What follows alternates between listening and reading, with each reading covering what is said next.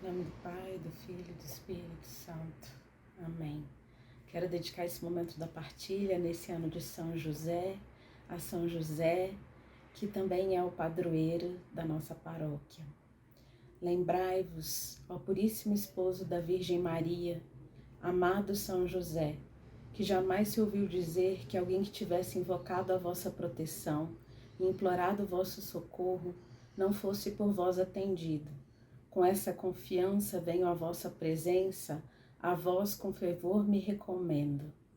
Não desprezeis as minhas súplicas, Pai adotivo do Redentor, protetor da Igreja, protetor da Sagrada Família e protetor de todas as nossas famílias. Mas dignai-vos de acolhê-las piedosamente. Amém. Meu nome é Mônica, eu sou da Paróquia São José, sou da comunidade Filivites. A nossa comunidade tem uma espiritualidade de consolar os corações de Jesus, de Maria, de seus filhos amados, levando o conhecimento e o amor de Deus aos corações de todos nós, né? Que somos esses filhos. Eu sou esposa do Eduardo, lá em casa é Eduardo e Mônica, e essa foi a cantada super original que ele me deu, porque é meio tímido. Era muito mais, né? Então, somos casados há 25 anos, temos 2 filhos, o Gabriel de 27 e a Rafaela de 22 anos, e eu também sou psicóloga clínica. E o tema que eu vou partilhar hoje, nessa Semana da Família, e que traz esse apelo da alegria do amor em família, que é o projeto de Deus para a humanidade, é o tema família ou ilhas, afinando os ouvidos do coração com Cristo. E por que esse tema desse jeito? Porque hoje cada vez mais o risco que a gente corre é de se isolar, é de viver como ilhas, né? O que é uma ilha? É uma porção de terra cercada de água por todos os lados.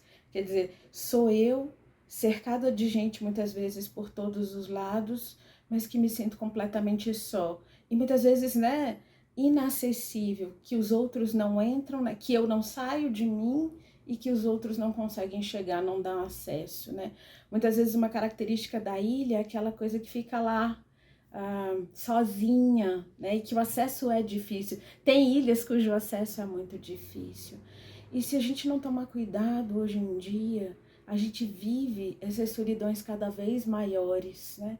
Cada vez mais a gente se distancia da convivência com os outros. E no meu consultório eu escuto muito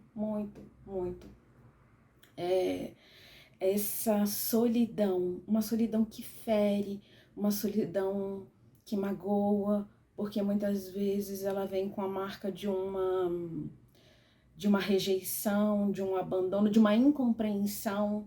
Na maior parte das vezes o que eu escuto das pessoas que eu atendo é: me cobra, só sabe me cobrar, mas não pergunta como é que eu tô, não pergunta o que eu quero fazer, ou já vai me dizendo tudo que eu tenho que fazer. Eu chego em casa, tenho uma lista de coisas, já vai se queixando, já vai se dizendo, nem pergunta como é que foi o meu dia. Aliás, nem se interessa. Uma outra coisa que eu escuto também bastante no consultório, que eu vejo que fere muito, é: só chega perto de mim quando quer me pedir uma coisa. Não me pergunta como eu tô, não pergunta se eu tô precisando de algo, mas para pedir chega, né? Então só se aproxima quando quer pedir algo. E são várias coisas que eu escuto, tanto eu escuto no consultório, como também eu vejo na minha casa e ao meu redor. E quando eu escuto essas coisas, eu também faço uma reflexão comigo. Será que na minha casa, e é muito bom escutar as pessoas, sabe? A gente vai repensando a própria vida. Será que na minha casa, com as pessoas que eu amo, eu realmente só me aproximo para pedir algo? Eu realmente também estou tão cansada, tão desgastada, né? E esses têm sido os tempos difíceis da pandemia, que também quando eu chego perto do outro é para reclamar, para me queixar, para fazer alguma cobrança, porque estou irritada com algo que não foi feito, com algo que eu acho que deveria ser de outra maneira, o outro já começa a fazer e eu já achava que devia ser de outro jeito, e não do jeito que está sendo feito, porque eu percebo que eu faço isso. E aí a gente cai na história, né? Quando a gente se relaciona com qualquer pessoa, mas principalmente na nossa família, a gente traz muitas idealizações, né? Coisas que a gente às vezes admira nos nossos pais e que a gente quer fazer igual, mas coisas que a gente não gostou do que a gente viveu na nossa casa, que a gente carrega essas marcas e que a gente gostaria de fazer diferente. E muitas vezes porque a gente não cura essa história, porque a gente não olha pra gente mesmo. Como é que eu sou e quais as minhas características, né? Assim, como é que as minhas características interagem aqui para formar o cenário que eu tenho hoje na minha família. Como a gente não para pensar isso, né? A gente vê o que o outro faz que me fere, mas a gente não percebe aquilo que a gente faz.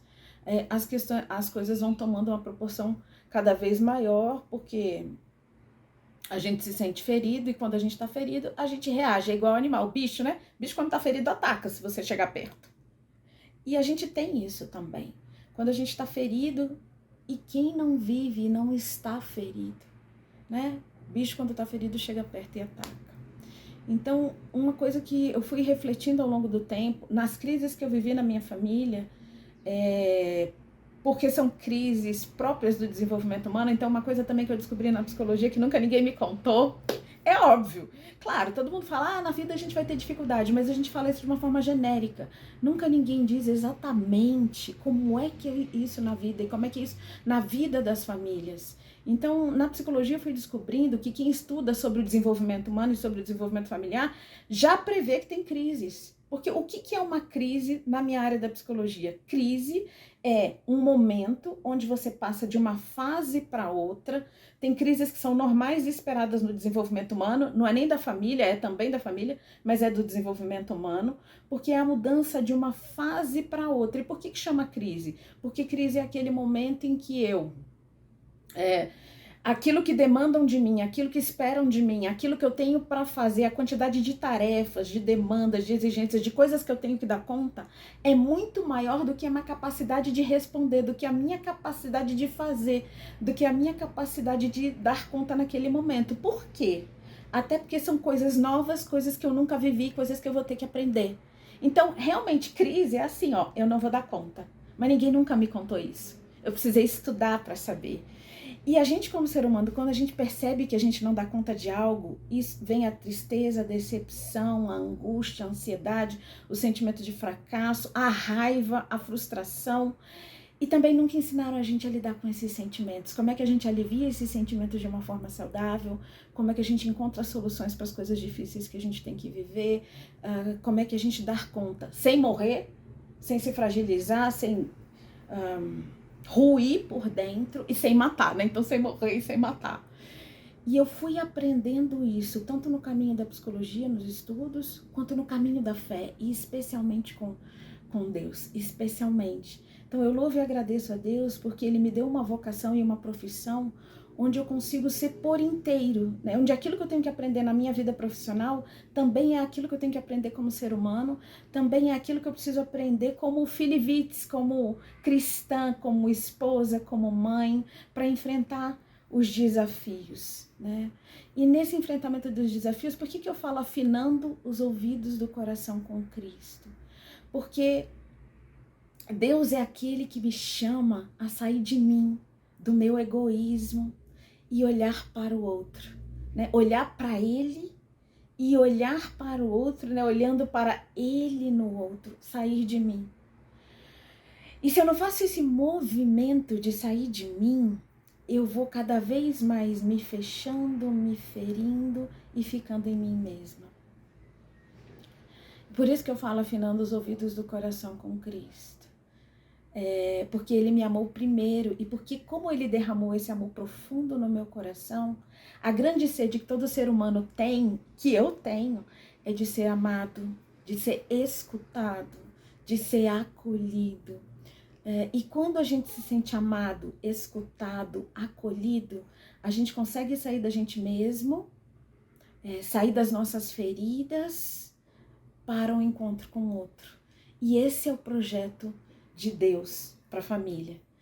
Eu gostei muito de ver no documento, nesse A Alegria do Amor na Família, Amores Letícia, eu gostei muito de ver no documento uma frase, uma reflexão de São João Paulo II, que ele fala que o nosso Deus, em seu íntimo, na sua essência, ele é família, porque Deus carrega em si a paternidade, que é o Pai Criador, a filiação, que é o Filho Redentor, e aquilo que é a essência própria da família, que é o amor, que é o Espírito Santo. E Deus nos fez essa imagem e semelhança dele, então existe dentro de nós essa ânsia de um encontro com o outro, essa ânsia de um encontro com o outro e que aquele encontro me complete, devolva a minha unidade, não no sentido de duas metades de uma laranja, mas é naquele sentido de que Deus, quando faz homem e mulher, ele faz a mulher que seja uma auxiliar necessária ao homem. Nós somos feitos um para o outro e para nos auxiliarmos nesse caminho, nessa vida peregrina até chegar a Deus, né? Esse encontro pleno que me devolve quem eu sou e que me garante essa unidade é com Deus. E muitas vezes a gente se desgasta porque a gente quer buscar no outro, a gente quer que o outro supra todas as coisas, a gente idealiza, né? Como se não fosse ter dificuldade. E aí quando a dificuldade aparece, e a dificuldade aparece como? Em coisas muito cotidianas. Tarefas que nunca são feitas e eu me sinto sobrecarregada. Porque o outro sempre tem tempo para as próprias coisas, mas nunca tem tempo de fazer aquilo que eu pedi, ou de ter um tempo para nós dois, porque um dos dois toma decisões individuais sem comunicar o outro. Essa tensão entre o nós e o eu, entre a liberdade, muitas vezes a gente quer ter uma liberdade de fazer o que a gente quiser. Nunca na vida, e isso é uma grande ilusão, porque liberdade não é eu fazer o que eu quiser, a hora que eu quiser e do jeito que eu quiser. Claro que eu vou poder fazer e ter autonomia, mas é fazer tudo isso incluindo o outro, inserindo o outro, né? A gente tem essa necessidade de pertença, de incluir o outro, de se sentir parte da vida do outro, se sentir importante para o outro, considerar os sentimentos do outro, porque também a gente quer ter os nossos próprios sentimentos considerados, né? Então, essa partilha tem a ver com isso. Mas por que essas coisas não dão certo, né? Se Deus fez assim, e se a gente tem essa ânsia, por que essas coisas não dão certo? O que acontece? Por que a gente sai de família, tudo junto, assim, ou pelo menos unido com um vínculo positivo, para ilhas, né? Pessoas isoladas dentro de uma própria casa, né? Ou pessoas isoladas do mundo. A gente precisa entender que a gente traz na nossa história, quando a gente entra para uma família, quando a gente constrói uma família, a gente traz a nossa história junto conosco. A nossa história que comparece em todas as relações. Então, se eu tive muitas dificuldades na minha família de origem, se eu não amadureci o suficiente, e a gente é imaturo até morrer, né? Uns mais, outros menos, mas se a gente não reconhece as marcas da nossa imaturidade e como elas interagem nos nossos relacionamentos, no trabalho, com os amigos, mas principalmente em casa, onde as máscaras caem, porque em casa a gente é o que a gente realmente é. Se a gente não percebe que a gente traz formas de pensar, de agir, de se relacionar, interpretações que a gente faz das coisas, feridas para a nossa vida e para o nosso relacionamento e para a nossa família, vão acontecer situações em que a gente não vai, em que as coisas, em que a gente vai entrar em conflito, e é natural que entre conflito, porque conflito faz parte da convivência humana, mas eu sou uma das pessoas que tendo a evitar o conflito, evitar o confronto. E um conflito não precisa ser um confronto, um cabo de guerra, onde alguém tem que ganhar e alguém tem que ceder. E muitas vezes as coisas são difíceis nos relacionamentos por causa disso, porque a gente está disputando, a gente está competindo, sabe? Quando a gente traz na nossa casa, uma casa que funciona desse jeito, sabe? Que pai e mãe competem sobre quem tem razão, né? Hoje em dia tem até muitas pessoas que falam, você quer ser feliz ou você quer ter razão? Eu prefiro, eu prefiro hoje ser feliz do que ter razão. Geralmente quem fala isso fala, eu até abri mão, deixa pra lá, prefiro ser feliz. Mas isso também é uma soberba muito grande.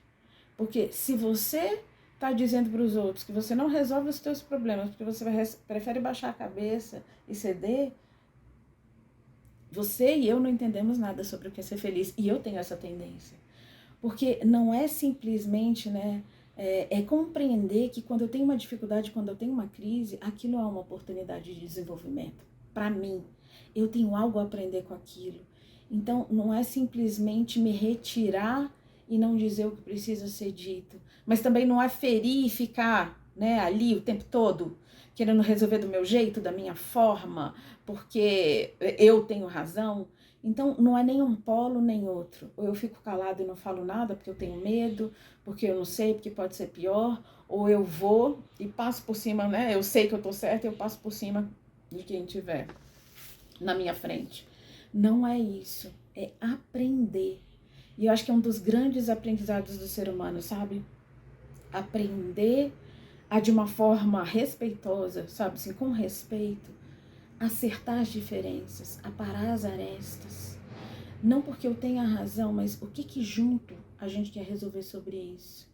E aí você vai falar, Mônica, tá, lá no Mundinho Cor-de-Rosa a gente faz isso, né? Lá. Não é isso. E esse é um grande projeto de Deus também, que a gente aprenda. Isso é processo de conversão. Aprender a olhar para mim, olhar para o outro e me dispor a fazer coisas que talvez eu não tenha trazido da minha casa, que é conversar sobre coisas difíceis,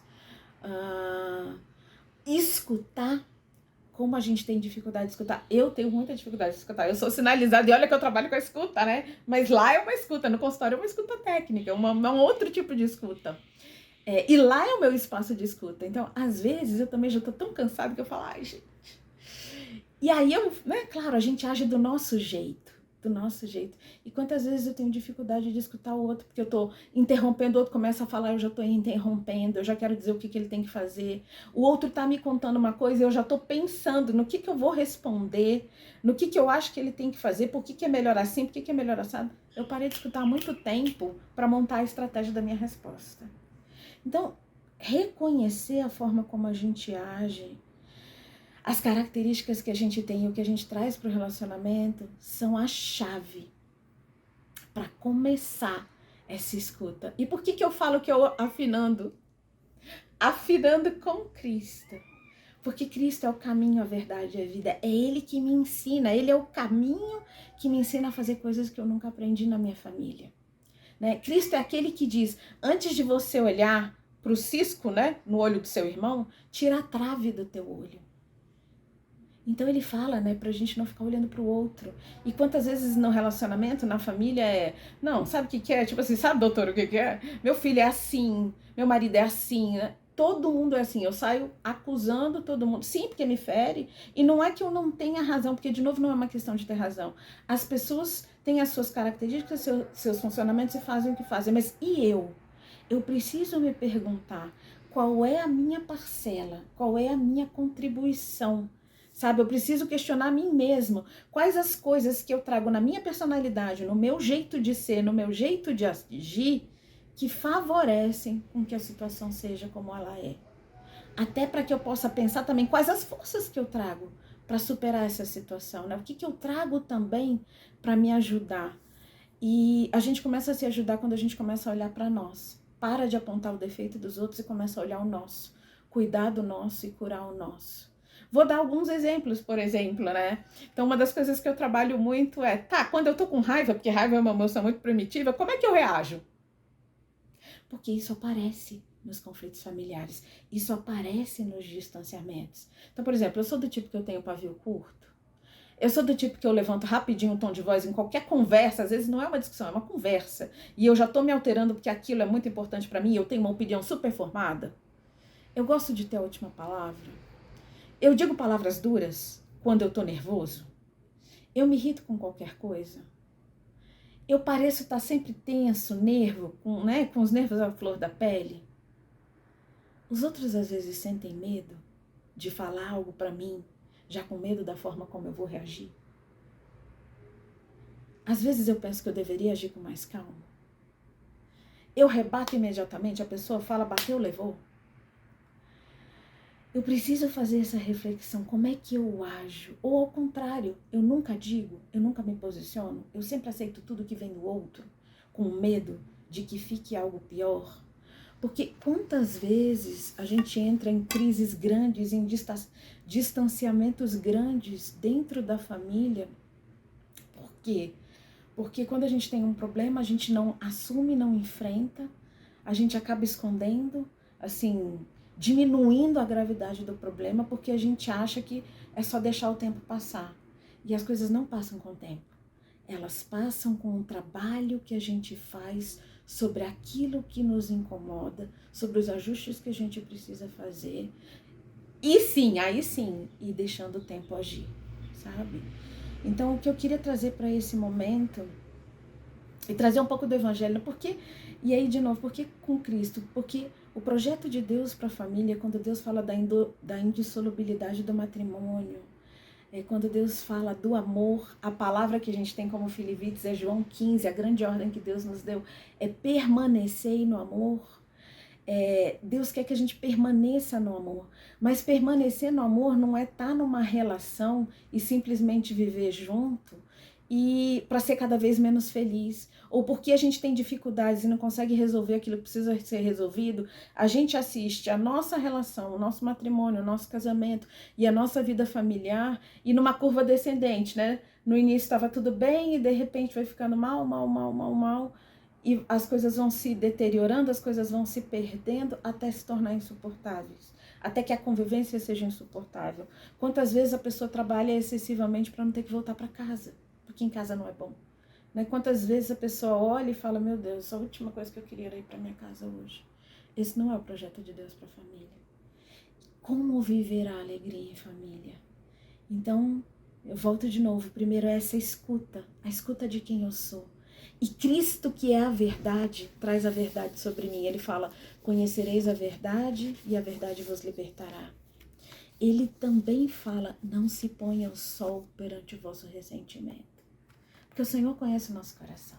Ele sabe que a gente fica ressentido, ele sabe que a gente fica magoado, ele sabe que isso é o normal e o natural do ser humano. Ele se fez homem, ele sabe. Mas ele também tem um outro grito que nos ensina aqui, no alto da cruz, Pai, perdoa-lhes, porque eles não sabem o que fazem. Claro que eles sabiam, estavam crucificando, mas eles não tinham a dimensão. Assim como quando a gente se fere na família, quando a gente vai se distanciando, quando a gente não sabe resolver uma situação, a gente não tem a dimensão da dificuldade ali, das consequências daquilo e daquilo que pode acontecer. E a gente precisa de ajuda.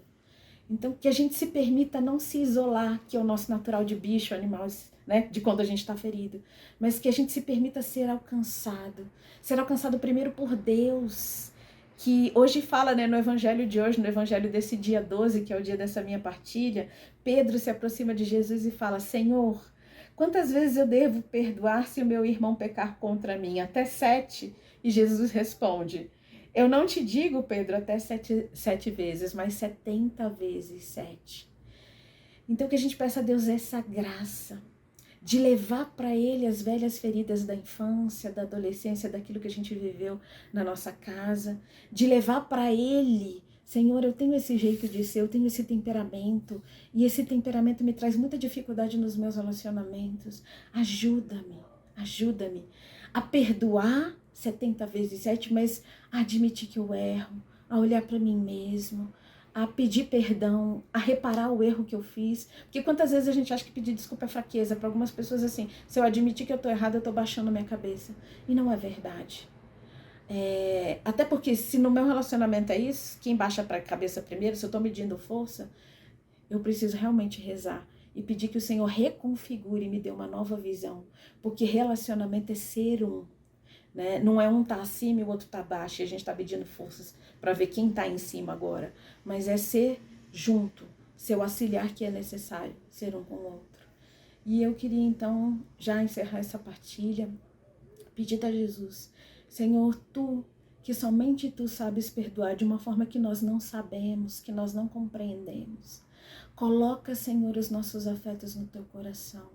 Dai-nos essa graça, Jesus, de afinar os nossos corações, né?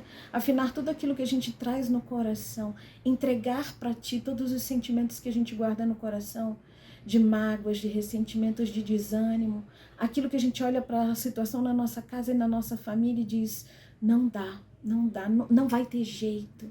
Senhor, Tu é o Deus do impossível, a Ti nada é impossível. Que tenha jeito e coloca, Senhor, na minha vida as ajudas necessárias e faz-me, Senhor, humilde para que eu vá buscar as ajudas que Tu me dás para reconstruir a minha família, para que o vinho novo do amor seja redescoberto e aflore na minha família. Que eu possa afinar os ouvidos, Senhor, a minha escuta e escutar a Tua voz, escutar os apelos do Teu coração e lutar pelo amor e a alegria na minha família. Amém. Em nome do Pai, do Filho e do Espírito Santo. Amém.